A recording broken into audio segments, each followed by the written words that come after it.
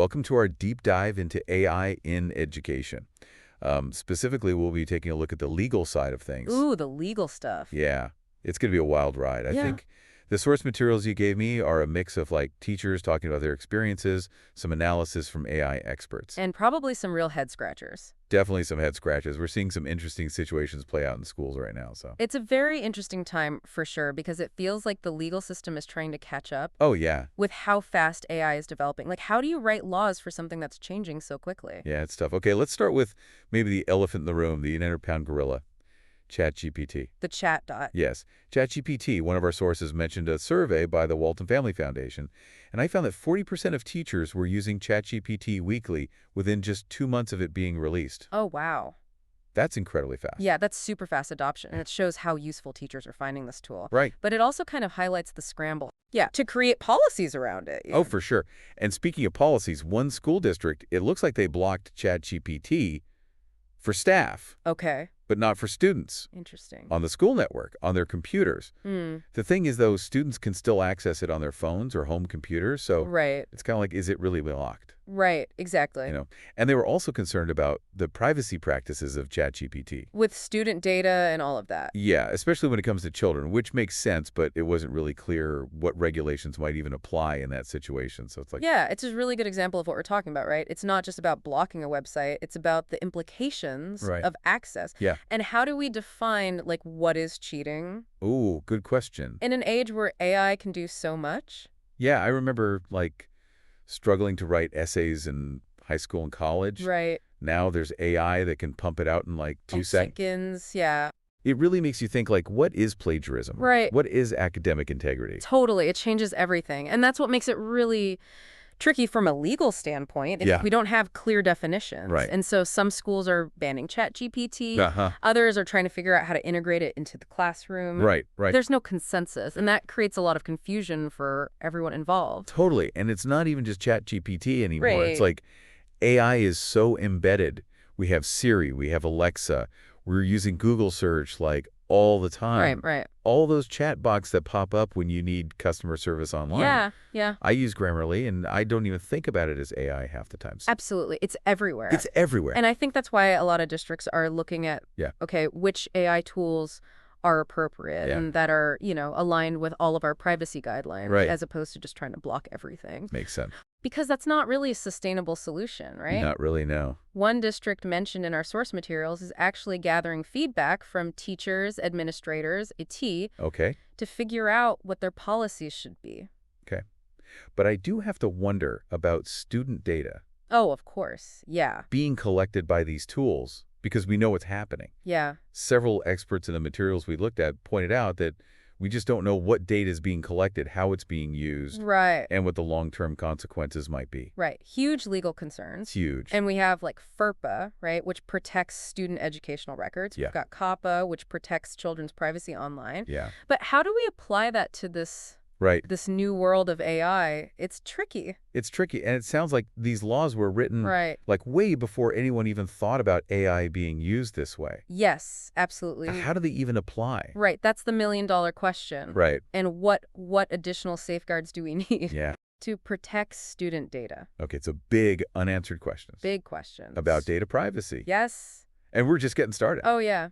What else did you find in the source material? Well, one thing that jumped out at me was algorithmic bias. Okay. The concern about it. Right. Because these AI systems are learning from huge data sets, but what if that data reflects societal biases, Yeah, okay. like racial bias, gender bias, socioeconomic bias? For sure. So the AI could actually end up perpetuating or even amplifying those biases. And leading to unfair treatment Absolutely. of certain students. Yeah, you gave an example earlier about college admissions. Yeah. Which was kind of scary Yeah. to think about. Imagine an AI system is being used to evaluate students, Right. but it's trained on data that shows certain groups of students are historically underrepresented Oh, wow. in, STEM fields or something. Yeah, It might inadvertently steer students away from those fields. that's a scary thought. Yeah.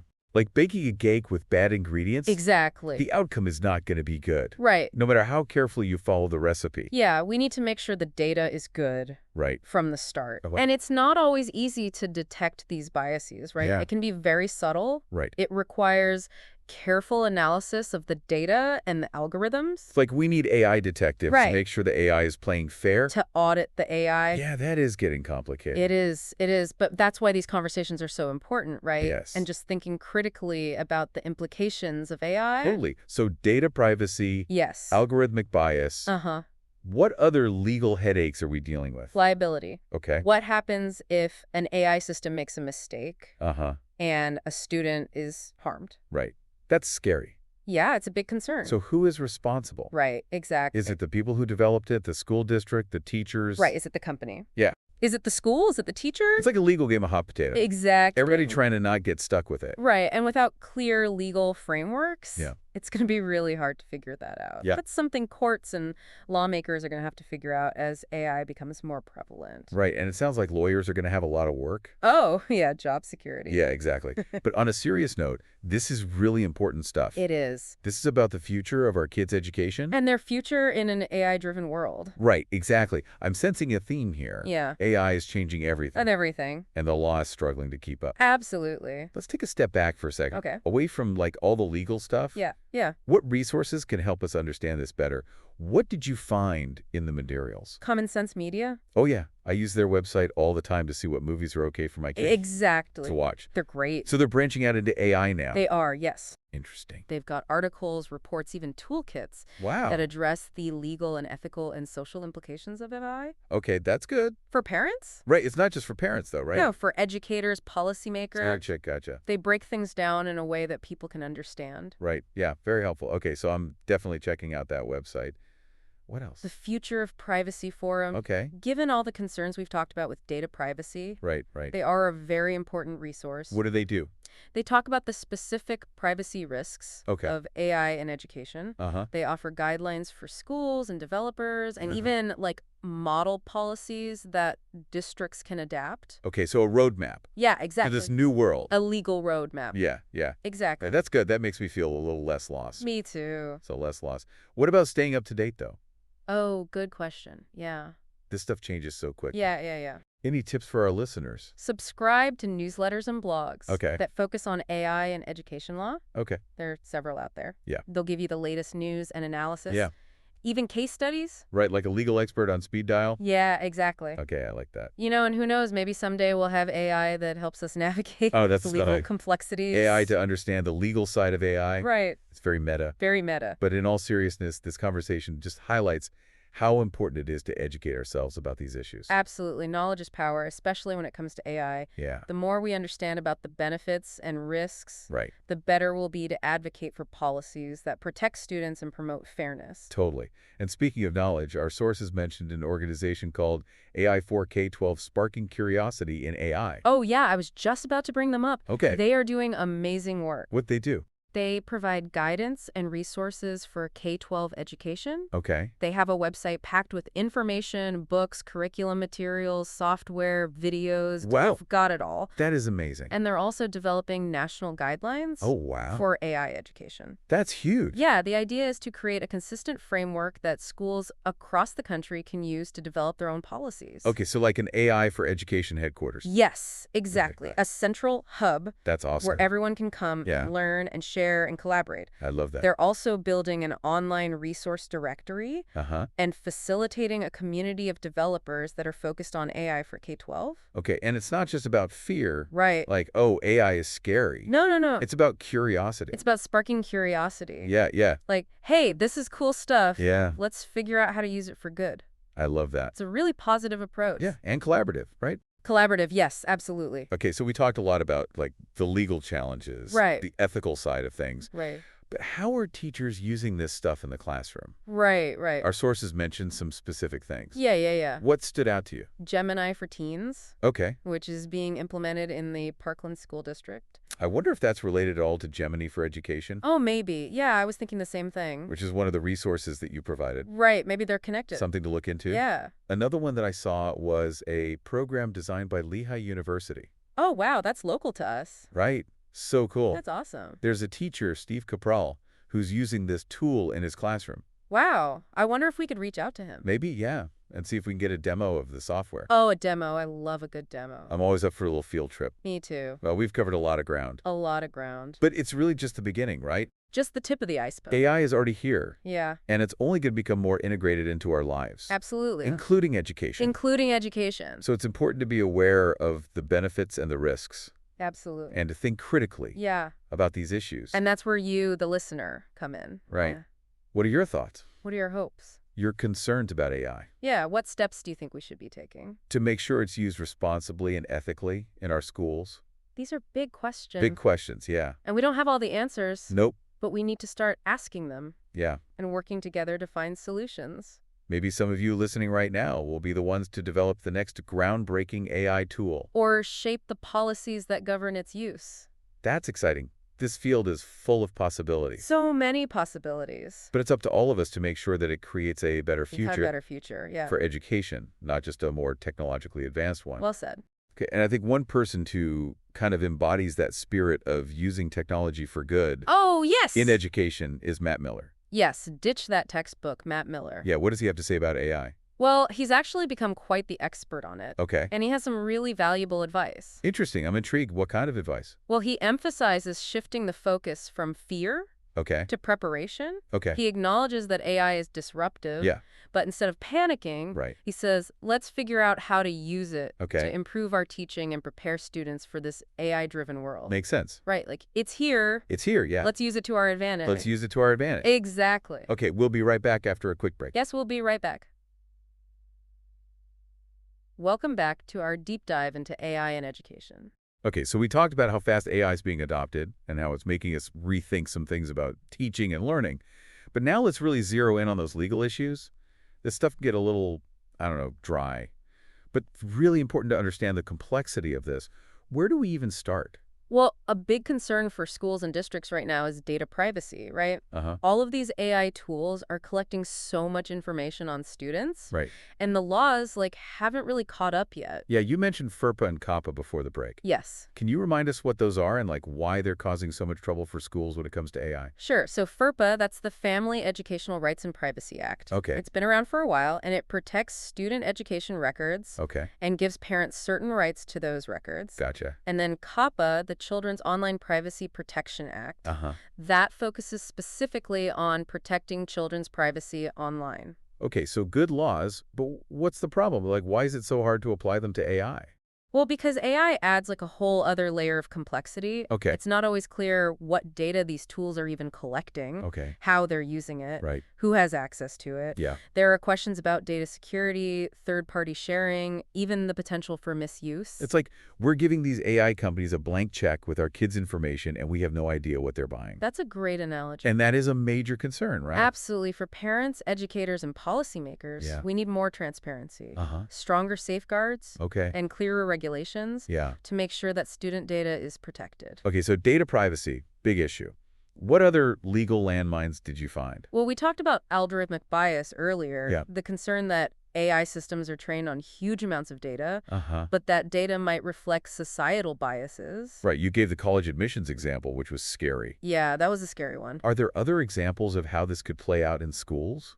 Yeah, there are concerns about AI being used to track student behavior and identify potential disciplinary issues. So for example, if an AI system is trained on data that shows, students from certain backgrounds are more likely to be disciplined, it might unfairly flag those students. Even if they're not doing anything wrong. Even if their behavior is no different from their peers. It's not about the AI itself, it's about the data it's using. Exactly, garbage in, garbage out. Right, and the legal side of that is huge, right? Huge. We could see lawsuits alleging discrimination. Oh, wow. Challenges to the validity of AI-based assessments. Okay. Even demands for greater oversight and regulation of these systems. Okay, so we've got data privacy, algorithmic bias. What else? Another one is liability. What happens if an AI system makes a mistake? Yeah, that's a scary thought. That harms a student. Can you give us some real-world examples of what kind of harm we're talking about? Sure. One scenario that people are talking about is the use of AI in special education.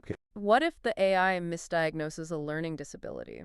Or recommends an intervention that's not appropriate for that student? Oh, wow. There are concerns about these systems being used to make decisions about student placement, access to resources, Right. which could have a huge impact on their educational opportunity. Yeah, a lot of what ifs. A lot of what ifs. And then who's responsible when something goes wrong? Right, exactly. Is it the company that made the AI, the district, the teacher using it with the student? Right, that's the million-dollar question, and it's something that courts and lawmakers are trying to figure out. Right. We need clearer legal frameworks to address these issues, like who has the duty of care when it comes to AI in education? Right. What are the standards of accountability? It feels like we're in a race against time. We are. It's evolving so rapidly Yeah. that it often outpaces the legal and ethical considerations. Yeah, it's constant catch-up. It is. And in the meantime, it's our kids who are at stake. Yes. So what can we do? What can parents and educators and students do to make sure this stuff is being used responsibly and safely? Well, one of the most important things we can do is educate ourselves. So knowledge is power. Knowledge is power. The more we understand about AI in education, the better equipped we'll be to advocate for policies and practices that protect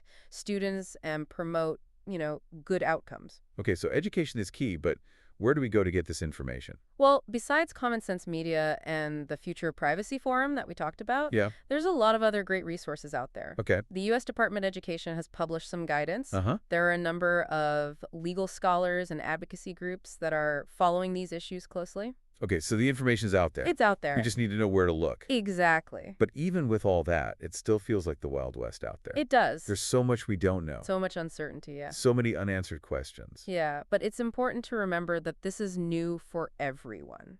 Yeah. We're all learning as we go. So we're all in this together. We are. Okay, so instead of shutting down, we lean in. We lean in. We figure it out together. Yes. What's one thing people can do today to get involved in the conversation? Talk to your school district, find out what their policies are on AI and how they're addressing these concerns. Okay. And make sure your voice is heard. Yeah, be an advocate. Be an advocate. For our kids, absolutely. Okay, so we talked about a lot when it comes to the legal challenges of AI in education. We did. And it's complex and it's changing quickly. It is. But I want to touch on one more area that's causing some legal buzz. Okay. Intellectual property. Oh, yeah. Copyright and AI. I got to be honest, I'm completely lost here. Yeah, it's a tricky one. So if an AI creates something new, a piece of writing, music, art, who owns the copyright? That is a great question, and it's something that legal experts are still debating. Really? Yes, because our copyright laws are based on the idea of human authorship, but AI challenges that, right? Because it can create things that seem original and creative without any direct human input. So are robots going to start getting writing credits now? This is like a sci-fi movie? Right. It sounds crazy, but it's a real issue. Yeah. And the implications go beyond creative writing. Okay. What about AI that generates code or designs products or makes scientific discoveries? Right. Who owns the rights in those cases? Are we saying that the AI could own the copyright? That's a possibility that some experts are exploring. Wow. They argue that if an AI can create something truly novel and original, it should be recognized as the author and owner. That's wild. Like, what does it even mean to be an author anymore? Right. It's really forcing us to rethink some basic concepts. Totally. It's like AI is forcing us to rethink everything. I know, right? It's like a philosophical crisis. A little bit. In the legal realm. Okay. We need to figure this out now. Well, we're still in the early stages. Well, we're still in the early stages, yes. Okay, so intellectual property, another whole legal can of worms. Another can of worms. Anything else we should be thinking about? Well, one issue that often gets overlooked is the digital divide. Oh, right. Not every student has the same access to technology. Yeah, exactly. Or internet. And that raises concerns about equity and fairness. Okay. If some students have these amazing AI tools and others don't, right, it could exacerbate existing inequalities. So AI can actually widen the achievement gap. That's the concern, yeah. If we're not careful. Yeah, and there are legal implications to this as well. Okay. Some argue that schools have an obligation to provide equal access to educational opportunities. Right. And that includes technology and AI tools. So it's not just buying enough computers, it's making sure everyone can use them. Exactly. It's about support, training, and making sure AI is used to bridge the digital divide, not widen it. Okay, that's a good point. We've just begun to scratch the surface. Of all this, it's a lot. And it's changing all the time. It is. And it can feel a little overwhelming. It can. But I think what's important is to keep the conversation going. Yes, absolutely. So let's shift gears a bit and talk about what we can do. Okay. How can we move from, like, fear and uncertainty to action? We've talked a lot about the legal challenges and concerns around AI in education. But, it's not all doom and gloom. Right. How can we move from, like, fear and uncertainty to action and empowerment when it comes to AI? What can we actually do? Well, I think the first step is acknowledging that AI isn't going away. Okay. Trying to ban it completely is like trying to, I don't know, hold back the tide. Right. It's not going to work. Okay. So we have to focus on understanding it, shaping it, making sure it's used ethically and responsibly. So instead of saying no AI in our schools, we should be saying, okay, AI is here, let's figure this out. Exactly. And that starts with education. Okay. Not just for students, for teachers, administrators, policymakers, parents, everyone. So AI literacy for all. Yes. Okay, so what would that look like in practice? Well, we need to make sure teachers have the training they need to feel good about using AI in their classrooms. Okay, and earlier we talked about how AI is making us rethink how we teach. Yes. So it's not just about learning the tech, but like rethinking our whole approach in the age of AI, right? Absolutely. Teachers need to be able to make good decisions about when and how to use AI in a way that helps students learn. Okay. They need to understand the benefits, the risks, the ethical stuff, and how to deal with things like algorithmic bias. Sounds like a lot. It is, but there are resources out there like AI 4K12 is doing some great work in developing professional development for teachers. Okay. They've got courses and workshops and online resources that cover everything from like the basics of AI to more advanced stuff. That's good to know. Okay, so we have resources for teachers, but what about the students themselves? What do they need to know about AI? Well, they need to understand the basics of how it works. Computational thinking, data literacy, the ethical side of algorithms. So we're adding AI fluency to the curriculum, right? Like alongside reading, writing, and arithmetic. Yes, exactly. But it's not just the technical stuff. We need to help them develop critical thinking skills to navigate a world that's powered by AI. Right, because AI is already creating so much content, text, images, music. Right? How do we teach students to sort through all that, identify biases, and know what's real when so much of it's coming from AI? That's a great question, and that's where those core skills, critical thinking, media literacy, become even more important. Okay. We need to help them develop that healthy skepticism to question where information is coming from. Right. And what biases might be there, even if it seems like it's coming from a really authoritative source. So it's like AI is pushing us to double down on those human skills that make us unique. Yes. It's not about replacing human intelligence. It's about making it better. Okay. And using it in a more effective way. Yeah, and that's why it's so important to think about how we integrate AI into the curriculum. Right. It's not just teaching about AI, it's using it to actually enhance learning in all subjects. Exactly. Can you give me an example? Like, how would that actually look? Sure, imagine a history class where students use AI to analyze old documents or create interactive timelines. Okay. Or a science class where they use AI to model like complex systems or run virtual experiments. Okay, so it makes learning more engaging and relevant. Yes, and it lets students actually experiment with AI to be creators, not just passive users. I like that. So instead of being afraid of AI, we empower students to shape it and develop it. That's a cool idea. But let's be real, there are a lot of concerns about this. We've talked about data privacy, bias, the digital divide. Do you ever worry that this could actually make things worse in education? I think those concerns are totally valid. Okay. And we have to be really aware of them, right? AI is powerful. Yeah. And like anything powerful, it can be used in good ways and bad ways. Right. We need to be proactive, have the hard conversations, and put safeguards in place to make sure it's used ethically. So we got to be careful, not let the excitement about the potential blind us to the risks. Exactly. And remember, technology is just one piece of the puzzle. We can't forget about relationships, mentorship, the joy of learning, all that human stuff. You know, Matt Miller, the Ditch That Textbook guy, he actually said something about this that really resonated with me. Oh, what's that? He said, AI isn't going away. But if we ask students to write on paper right now as a stopgap, we know it's coming from their own brains. But please don't long-term plan like this. AI isn't going away. That's such a good point. It really captures the struggle we're all facing, right? Right. We know AI is here to stay, but we're still trying to figure out how to fit it in with how we've always done things. It's like we're at a crossroads and we have to choose a path. Right. Do we try to resist it or do we embrace the possibilities and use it to make education better? And I think the answer is pretty clear. We have to embrace it, but do it carefully, thoughtfully, and always thinking about fairness and doing the right thing. Yes, it's not about AI versus humans. It's about AI and humans working together. Right, to create a better learning experience for everyone. That's the goal. This has been a fascinating deep dive, and I've learned so much. Me too. Thank you so much for joining us. Thanks for having me. And to all our listeners, thank you for being here with us. We hope this got you thinking and maybe even feeling a bit inspired. We encourage you to keep exploring this world of AI and education. Keep asking questions, share your thoughts, and get involved in shaping the future of learning. It's an exciting time, and the possibilities are truly endless.